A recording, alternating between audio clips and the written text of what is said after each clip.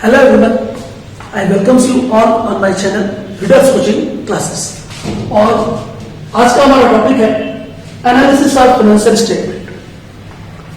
12th standard 12th commerce का book keeping and accountancy का topic number 9 और Maharashtra state board के न्यू ईयर के सिलेबस में ये क्वेश्चन 8 मार्क के लिए कंपलसरी है।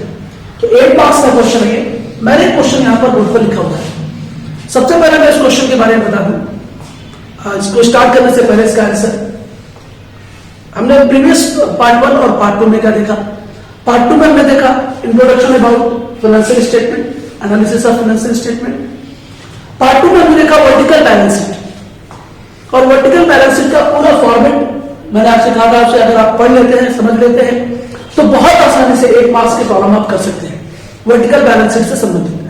और वर्टिकल बैलेंस शीट के साथ साथ वर्टिकल बैलेंस शीट से रिलेटेड जो और प्रॉब्लम है, जैसे कॉमन साइज बैलेंस शीट आएगी, तो चाहे वो कॉमन साइज बैलेंस शीट हो चाहे वर्टिकल बैलेंस शीट हो, आपको दोनों में ही आपका जो वर्टिकल बैलेंस शीट आपने बनाया है फॉर्मेट या हमने पार्ट 2 में किया है वो बहुत ज्यादा इंपॉर्टेंट है। तो लेट अस स्टार्ट। सबसे पहले हम स्टार्ट कर रहे हैं प्रॉब्लम नंबर 1। मैंने प्रॉब्लम बोर्ड पर लिख दिया है और इसे हमें कन्वर्ट करना है वर्टिकल बैलेंस शीट। तो आपका क्वेश्चन है convert formal balance sheet into vertical balance sheet and the question is here। अब इसमें देखना है सबसे पहले कि वर्टिकल बैलेंस शीट का फॉर्मेट अगर आपने याद कर लिया है तो अच्छी बात है। जैसे मेरे सामने मैंने आपको पार्ट 2 वीडियो में बना के दिया था वर्टिकल बैलेंस शीट का पूरा फॉर्मेट है। अब इस वर्टिकल बैलेंस शीट के फॉर्मेट को ध्यान में रखते हुए आसानी से आप इसे कन्वर्ट कर सकते हैं। तो चलिए स्टार्ट करते हैं। सबसे पहले हम लिखेंगे यहाँ पर vertical balance sheet as on 31 March 2020। तो मैं एक वर्टिकल बैलेंस शीट बना रहा हूं यहाँ पे।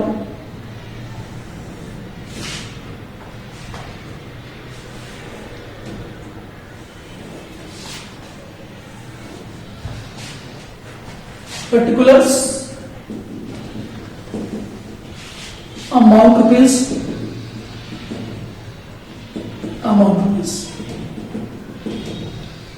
ये हमने बना लिया वर्टिकल बैलेंस शीट। अब वर्टिकल बैलेंस शीट में सबसे पहले हम शुरुआत कहां से करते हैं? सबसे पहले क्या करते हैं? Source of fund. तो सोर्स ऑफ फंड क्या होता है? सोर्स ऑफ फंड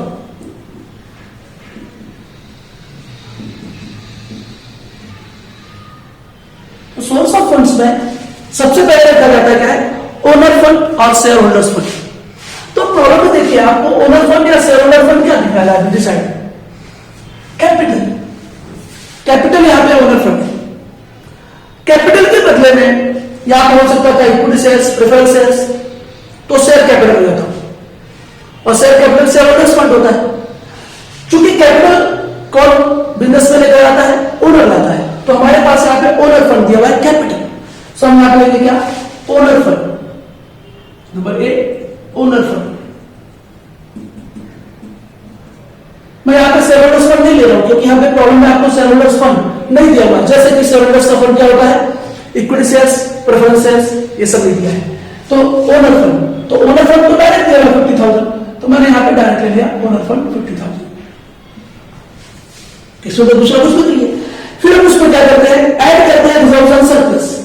हम इस पे ऐड करेंगे B, add reserves and surplus. तो प्रॉब्लम में रिजर्व्स एंड सरप्लस क्या है? ये स्टेप बाय स्टेप है। सबसे पहले ओनर्स फंड, इसके बाद रिजर्व्स एंड सरप्लस। तो रिजर्व्स एंड सरप्लस आपको क्या दिख रहा है? यहां पे मुझे दो चीजें दिख रही है, ध्यान दीजिए। ये रिजर्व ऑलरेडी दिया है और सिक्योरिटी प्रीमियम क्या है? रिजर्व्स एंड सरप्लस में आ गया है। तो आपने अगर वर्टिकल बैलेंस अच्छी तरह से दिमाग में रखी हुई है तो बहुत आसानी से ऐड हो जाएगी। तो देखिए रिजर्व्स कितना दिया है? रिजर्व्स कितना है? 10,000। सिक्योरिटी प्रीमियम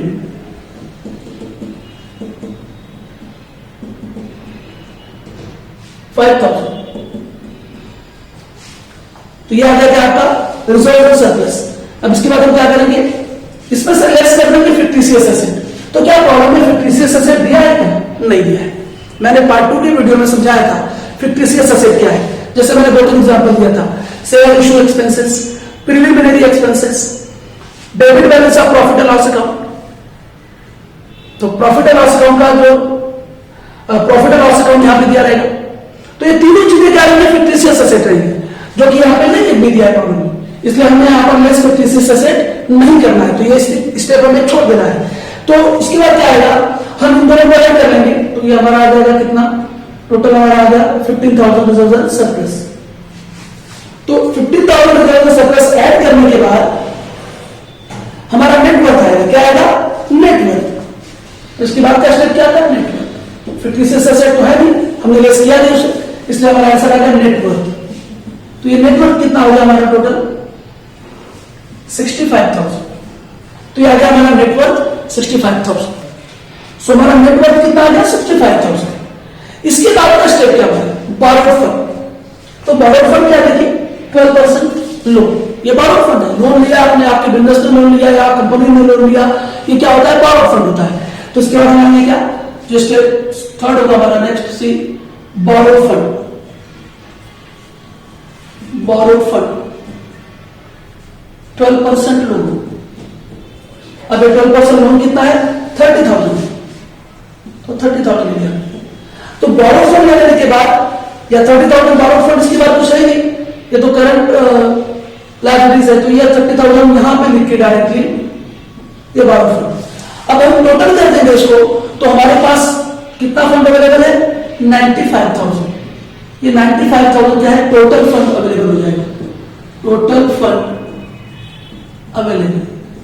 तो ये बहुत आसानी से देखिए आगे स्टेप बाय स्टेप, अगर आपने स्टेप पढ़ा है पूरा, आपको याद है पूरा, तो आसानी से कर लेंगे। तो हमारे पास देखिए ओनर्स फंड था, कैपिटल होगा हमने, इसमें रिजर्व सरप्लस ऐड किया, तो दो रिजर्व, एक रिजर्व है और सिक्योरिटी एंड प्रीमियम भी क्या है, रिजर्व सरप्लस में आता है।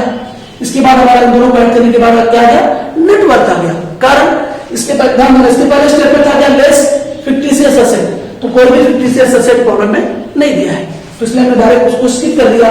हमारा आ गया नेटवर्क 65,000।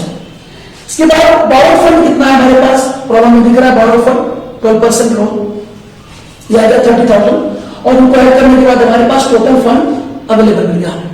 अब हम देखेंगे क्या आगे का step, application of funds. Application of funds,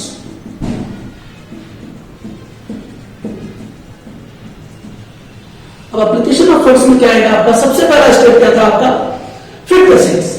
तो देखते हैं फिक्स्ड एसेट क्या है, नंबर 1 फिक्स्ड एसेट्स। अब देखिए फिक्स्ड एसेट क्या क्या आपके पास है, 3 एसेट है, land and building, plant and machinery और फर्नीचर। तो उसको लिख लेंगे, फिक्स्ड टेंजिबल एसेट भी बोलते हैं इसको है। तो land and building, land and building, second है plant and machinery, and third one है फर्नीचर। आप इसे ऐड कर लीजिए, 20,000, 25,000 एंड 15,000। ये आपका क्या आ गया, फिक्स्ड एसेट आ गया। अब हम फिक्स्ड एसेट क्या कर लेंगे, ऐड कर लेंगे, टोटल 60,000 रुपये। तो ये फर्स्ट क्या आ गया हमारा, फिक्स्ड एसेट आ गया। सेकंड स्टेप इसमें इन्वेस्टमेंट का, जो कि इन्वेस्टमेंट दिख रहा है डायरेक्ट जमा इन्वेस्टमेंट, कितना इन्वेस्टमेंट देखिए, इन्वेस्टमेंट 10,000। आप स्टेप देखिए वर्टिकल बैलेंस शीट की, अगर आपने याद किया हुआ है तो सारी चीजें एकदम एग्जैक्टली आएंगी और 8 मार्क्स एकदम बोनस है। इसके बाद इन्वेस्टमेंट हो जाएगा, इसके बाद का स्टेप क्या है, वर्किंग कैपिटल कैलकुलेट करना है। और वर्किंग कैपिटल का फार्मूला होता है working capital is equals to current asset minus current liabilities, current liabilities. अब हमें ये ध्यान देना होगा प्रॉब्लम में कि वर्किंग कैपिटल निकालना है तो करंट एसेट में से हमें करंट लायबिलिटीज माइनस करना है। तो आप प्रॉब्लम में ध्यान से देखिए, यहां पर तीनों करंट एसेट्स हैं, debtors, bills receivable, cash and bank balance, ये तीनों क्या है, करंट एसेट है। और यहां देखिए ध्यान से, तो ये दोनों क्या है, करंट लायबिलिटीज है। अब मैं करंट एसेट में से, इन तीनों के टोटल में से करंट लायबिलिटीज माइनस कर दूंगा तो मुझे क्या मिल जाएगा, वर्किंग कैपिटल मिल जाएगा। तो अगला स्टेप मेरा होगा वर्किंग कैपिटल। तो वर्किंग कैपिटल के लिए क्या करना वाला मैं, वर्किंग कैपिटल पहले मैं करंट एसेट निकालूंगा, इसमें ए करंट एसेट्स। तो करंट एसेट्स क्या मेरे पास है, डेटर्स है, प्लस बिल रिसीवेबल है, प्लस मेरे बैंक बैलेंस। अगर मैं तीनों मैं यहां पर तीनों का टोटल एक साथ ले रहा हूं, आप एक के बाद एक लिख सकते हैं। 25,000 प्लस 20,000 प्लस 10,000, ये टोटल करेंगे तो हो जाएगा 55,000। तो ये आ गया 55,000, ये मेरे पास हो गया करंट असेट्स। अब मैं इसमें से माइनस करने वाला हूं, क्या लेस करूंगा बी, या मैं यहां पे लिखूंगा less current liabilities. Current liabilities मेरे पास यहां पर क्या है, दो है, creditors and bills payable. Creditors and plus bills payable. तो क्रेडिटर और बिल्स पेबल दोनों को ऐड करूंगा तो 15,000 प्लस 15,000 क्या आएगा, 30,000। अब ध्यान दीजिए मैं क्या करूंगा, इसमें से मैं करंट एसेट में से करंट लायबिलिटीज माइनस कर रहा हूं, यानी कि मैं ए में से भी यहां पर माइनस कर रहा हूं, मुझे वर्किंग कैपिटल मिलेगा। डब्ल्यूसी मतलब वर्किंग कैपिटल, ए माइनस बी। ए मतलब करंट एसेट में से मैं करंट लायबिलिटी क्या कर रहा हूं, माइनस कर रहा हूं। 55,000 में से 30,000 माइनस करूंगा तो आएगा कितना, 25,000। ये मेरा क्या हो गया, वर्किंग कैपिटल हो गया। अब मैं इन तीनों को ऐड करूंगा, इसको फिक्स्ड एसेट को, इन्वेस्टमेंट को और वर्किंग कैपिटल को, तो मुझे क्या मिलेगा, जो एप्लीकेशन ऑफ फंड मिल जाएगा। तो इन तीनों को ऐड करने पे आएगा 95,000। तो जिस तरह से हम बैलेंस शीट टैली करते थे, सिर्फ वैसे ही टैली हो जाएगा। देखिए तो हमारे पास कितना टोटल फंड अवेलेबल था, 95,000, और एप्लीकेशन ऑफ फंड जो हो गया, जो हमने वर्किंग कैपिटल एम्प्लॉयड किया, हम इसको कैपिटल एम्प्लॉयड भी कहते हैं या फंड्स एम्प्लॉयड भी कहते हैं। तो हम कहेंगे इसको फंड्स एम्प्लॉयड, फंड्स एम्प्लॉयड या अप्लाइड। हमने फंड साम आकर फंड लगाया, ये हमें आंसर मिल जाएगा। तो देखिए आंसर क्या हो गया, 95,000 टोटल फंड अवेलेबल है और फंड्स एम्प्लॉयड कितना है, 95,000। तो कितना आसानी से देखिए ये प्रॉब्लम सॉल्व होता है और आपको 1 मार्क्स मिलता है। तो सिंपली आपको केवल देखना क्या है कि आपके पास कैपिटल क्या है, सोर्स ऑफ फंड क्या है, उसमें इक्विटी कैपिटल है कि प्रेफरेंस कैपिटल है, तो वहां रख देना है। उसके बाद रिजर्व सरप्लस आपको ऐड कर देना है। उसके बाद अगर 50 से एसेट है तो लेस करो, अदरवाइज नेटवर्क मिल जाएगा। फिर तुम बोरोड फंड ले लो, तो बोरोड फंड आपके पास रहेगा, जो लोन कैपिटल होगा बोरोड फंड होगा, उसको ले लो। अब तुम सब तीनों को ऐड किया इनको, तो आपको मिल गया 95,000 टोटल फंड अवेलेबल है। ये टोटल फंड अवेलेबल है। इसके बाद हमने एप्लीकेशन ऑफ फंड में क्या देखा, सबसे पहले स्टेप होता है फिक्स्ड एसेट। फिक्स्ड एसेट हमने यहां से लिया, फिर इन्वेस्टमेंट सेपरेट लिखा जाता है। इसके बाद वर्किंग कैपिटल, वर्किंग कैपिटल के लिए क्या करना होगा प्रॉब्लम में, आपने फार्मूला देखा और हमने इस तरह का और आंसर लिया। तो 1 मार्क्स कितना बोनस है, कितना आसानी से ले सकते हैं। अब हम ये प्रॉब्लम और देखेंगे। सो देखिए एक और क्वेश्चन मैंने आपके सामने लिया है, convert final balance sheet into vertical balance sheet. और इस बार थोड़ा सा हमने प्रॉब्लम थोड़ा अच्छा लिया प्रॉब्लम। अब हम इस प्रॉब्लम को करेंगे, मैं पहले वर्टिकल बैलेंस शीट ड्रॉ कर लेता हूं इसके बाद। तो देखिए सबसे पहले मैं जो आपको हॉरिजॉन्टल बैलेंस शीट दी है, टी फॉर्मेट में बैलेंस शीट दी है, हम सबसे पहले इसको डिसाइड पहले देख लेते हैं कि क्या क्या दिया हुआ है। अब देखिए ध्यान से ये दिया हुआ आपको share holders fund, equity share capital and preference share capital क्या होता है, शेयर होल्डर्स फंड होता है। इसके बाद देखिए ये आपको दिया हुआ है बैंक लोन एंड डिबेंचर, ये बोरोड फंड है, बोरोड है। इसके बाद आप देखिए इसके अंदर ये रिजर्व एंड सरप्लस दिया हुआ है, कहां तक, ये देखिए profit and loss account and general reserve. और ये देखिए करंट लायबिलिटी दिया हुआ है। अच्छा ये करंट लायबिलिटी में क्विक लायबिलिटीज होती है। करंट लायबिलिटीज में भी दो लायबिलिटीज होती है, क्विक लायबिलिटीज और नॉन क्विक लायबिलिटीज। तो ये क्या आता है, करंट लायबिलिटीज। अगर नॉन क्विक लायबिलिटीज का एग्जांपल देखें तो बैंक ओवरड्राफ्ट होता है। तो जब आपको पहले बैलेंस शीट में क्या दिया हुआ है, अगर ये पढ़ने और समझने आ जाएगा तो बड़ी आसानी से आप कर लो। तो हमने सारी चीजें डिसाइड कर ली, जैसे ये शेयर कैपिटल है या शेयर होल्डर्स फंड है।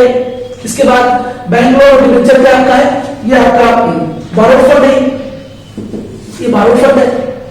ये रिजर्व एंड सरप्लस है, आपका रिजर्व एंड सरप्लस है। ये आपकी करंट लायबिलिटीज है, सब दिख रहा है सामने।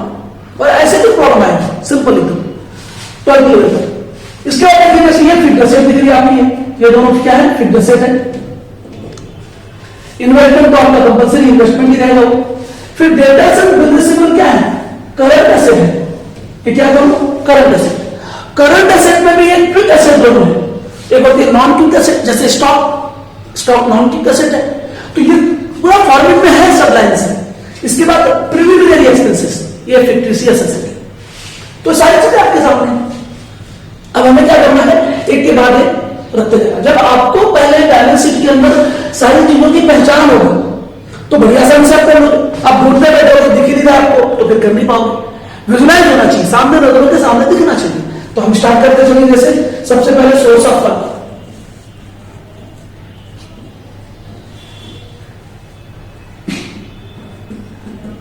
ये हमने ले लिया सोर्स ऑफ फंड। इसमें सबसे पहले शेयर होल्डर्स फंड, नंबर एक क्या ले लिया, share holders fund. Share holders fund, अभी शेयर होल्डर्स फंड आपको दिख रहे हैं यहां पर, शेयर कैपिटल कहेंगे या शेयर होल्डर्स फंड कहेंगे। Equity share capital, equity share capital 30,000। Preference share capital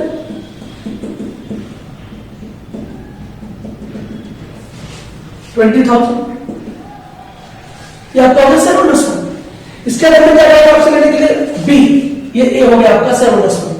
इसमें हम बी लेंगे क्या, reserve and surplus, reserve and surplus. अब रिजर्व एंड सरप्लस ऐड किया जाता है, तो हम हमसे यहाँ पे ऐड कर देते हैं, ऐड रिजर्व एंड सरप्लस। तो रिजर्व एंड सरप्लस आपको क्या दिख रहा है यहाँ पे, profit and loss account and general. तो ये देखो पिंडल अकाउंट, जनरल रिजर्व,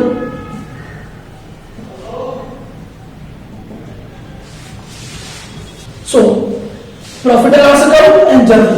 तो देखिए आपको दिया 15,000 एंड 20,000, 15,000 20,000। तो हमने ये ले लिया। अब इसके बाद सी क्या आएगा, less fictitious asset, less fictitious asset. अब देखिए आपके पास फिक्टिशियस एसेट क्या, मैंने इसको कहा था क्या है, ये हमारी फिक्टिशियस एसेट है। तो ये प्रिलिमिनरी एक्सपेंसेस, प्रिलिमिनरी एक्सपेंसेस कितना है, 20,000। तो जो लेस वाला फिगर उसे ब्रैकेट में देंगे। अब क्या करना हमें होगा, सबसे पहले देखिए ध्यान से, मैं यहां पर इन सबको ऐड कर लेता हूं, उसको लेस कर लेता हूं, हो जाएगा हमारा। तो ध्यान दीजिए हम क्या कर रहे हैं, इसको 50, 70, 80, 85 में से 20,000 माइनस कर दीजिए, ये आ जाएगा आपका 65,000। और जो 65,000 आएगा इसको क्या करेंगे, ओनर्स फंड या नेट वर्थ। तो ये आ गया हमारा नेट वर्थ और ओनर्स फंड। तो जिस तरह से एकदम आपको वर्टिकल बैलेंस शीट का फॉर्मेट दिया हुआ है, सिमिलरली उसी तरह से हमें एडजस्ट करना है और कुछ नहीं करना, सिंपल एकदम। तो आ गया हमारा नेटवर्क। अब नेटवर्क की बात क्या होगा, हमें देखना होगा B, capital B, borrowed fund. अब देखिए बोरोड फंड आपको दिख रहा होगा बैलेंस शीट की लायबिलिटी साइड। बोरोड फंड कौन से दो है, बैंक लोन और डिबेंचर्स, ये बोरोड फंड है। तो बैंक लोन और डिबेंचर्स, तो 40,000 एंड 50,000, टोटल कितना हो गया, 90,000। और जब हम दोनों को ऐड कर देंगे तो हमें क्या मिल जाएगा, टोटल फंड्स अवेलेबल। तो टोटल फंड्स अवेलेबल हो जाएगा, टोटल फंड्स अवेलेबल। ये कितना हो गया टोटल करेंगे इसको, तो ये हो जाएगा हमारा 1,55,000। क्या गया, 1,55,000। तो कुछ भी दिक्कत नहीं है, अगर आपने बैलेंस शीट को बहुत ध्यान से देख लिया तो इजीली कन्वर्ट कर लोगे। अब इसके बाद तुरंत हम आ जाएंगे कहां पर, application of fund, second step में कैपिटल इसमें एप्लीकेशन ऑफ फंड,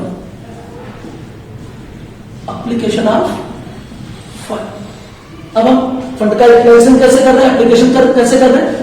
तो सबसे पहले क्या था, फिक्स्ड एसेट। तो देखिए आपकी फिक्स्ड एसेट्स क्या है, फिक्स्ड एसेट्स। तो फिक्स्ड एसेट्स नंबर 1 दे देते हैं हमें। हमारे पास फिक्स्ड एसेट्स क्या है, देखिए ध्यान से, हमने पहले डिसाइड कर लिया हुआ है, furniture and plant and machinery, ये दोनों क्या है हमारी फिक्स्ड एसेट्स है, furniture and plant and machinery. तो देखिए फर्नीचर, मैं इसके नीचे लिखूंगा जगह कम है तो मैं यहाँ पे लिख रहा हूँ प्लस प्लांट एंड मशीनरी। तो furniture and plant and machinery area मैंने दोनों का टोटल कितना ले लेता हूं मैं 1,10,000। फिर देखिए आपका ये आ गया फिक्स्ड एसेट। नॉर्मली मैं क्या रखूंगा फर्नीचर, उसके नीचे प्लांट एंड मशीनरी, दोनों का अमाउंट लिखूंगा और ऐड करूंगा। फिलहाल मैंने दोनों का एक साथ ले लिया है 50,000 प्लस 60,000 1,10,000। आप सेपरेट लिखिए। इसके बाद आपका क्या होगा फिक्स्ड एसेट के बाद हमारे पास इन्वेस्टमेंट। सेकंड क्या होता है इन्वेस्टमेंट, जो दिया है तो लिखेंगे, नहीं दिया है तो नहीं लिखेंगे। इन्वेस्टमेंट कितना दिया इन्वेस्टमेंट देखिए तरफ से आपका 20,000, तो ये दे दिया हमने इन्वेस्टमेंट 20,000। इसके बाद थर्ड स्टेप हमारा क्या होगा वर्किंग कैपिटल। और वर्किंग कैपिटल के लिए मैंने पहले कॉलम में क्या बताया था, working capital equal current asset minus current liabilities. Current asset अब हम लिखेंगे वर्किंग कैपिटल। अब वर्किंग कैपिटल के लिए वर्किंग कैपिटल, अब वर्किंग कैपिटल निकालने का फॉर्मूला हमारा है current asset minus current liabilities. तो देखिए ध्यान से इसमें मैं करंट एसेट ले रहा हूं ए, करंट एसेट्स। अच्छा करंट एसेट्स में दो बातें याद रखनी है, quick asset and non quick assets. Problem में नॉन क्विक एसेट नहीं है, जैसे मैंने अभी एग्जांपल दिया था आपको कि देखिए डेटर्स एंड बिल रिसीवेबल क्या है दोनों करंट एसेट में, करंट एसेट तो है लेकिन ये क्विक एसेट है। नॉन क्विक एसेट में क्या एग्जांपल मैंने दिया था इन्वेंटरी हो या स्टॉक, वो तो दिया नहीं प्रॉब्लम। तो फिलहाल हमारे पास क्विक एसेट है तो हम इसे लिखने की जरूरत नहीं, मैं समझता हूं कि क्विक एसेट लिखोगे।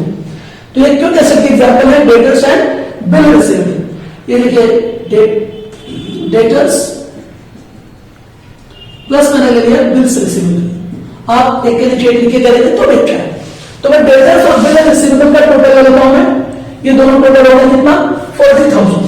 तो ये लिखा रहा 40,000।